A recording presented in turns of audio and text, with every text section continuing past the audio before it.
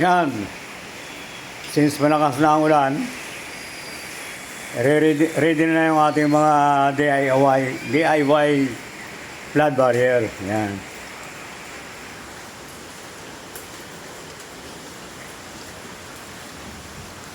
Asan yung tubig? Ayan ang tubig, malapit na eh.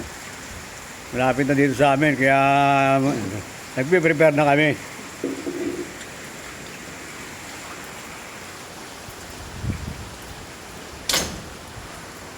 Nagpe-prepare na kami ng DIY flood barrier.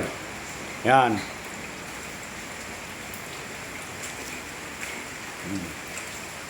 Nakakabit na ang aming mga blockade. Aming mga barrier. Ito yung mga hose. Hose. Hose. Gusto mo ulit? Yan, diretso yan. Ito yung bomba namin in case na lumalim. Kasi tatakpan namin itong butas na ito. Kasi itong butas ito, yung kanal na yan, diretso yan doon sa labas. Kaya pag malalim doon, tatakpan na namin itong butas na yan, para hindi pumasok dito sa loob. Yung manggagaling lang na yung bubumbay namin, itong galing dito sa bahay na to kasi dito pupunta sa sahig. Saka yung rain dito sa labas ng bahay. Wala naman bubong ito eh. Yan.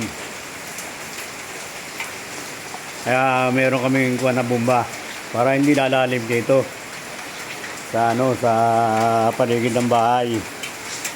Yan. Pang second option namin yan, naka-standby na rin para dito naman sa pintuan dito.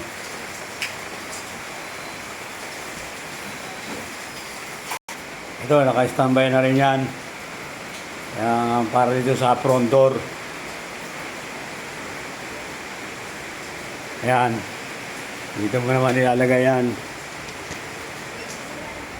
Ayan, dito mo naman nilalagay yan. Yan. Imbis na magkaroon na ng baha. Dalawa itong flood barrier kong ginawa eh. Dalawa kasi yung gate ko, kaya ito nilagyan ko pareho. Yan o. Yan.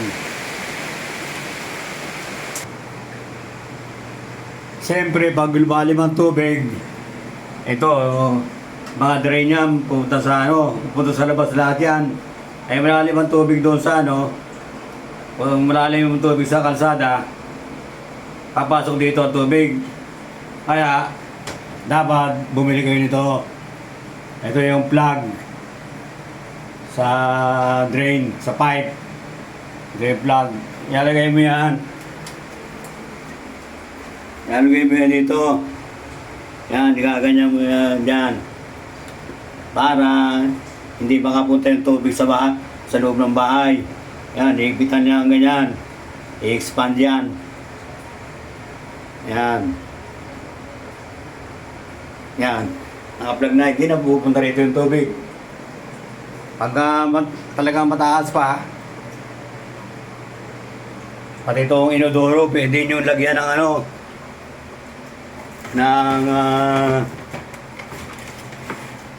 ng plug.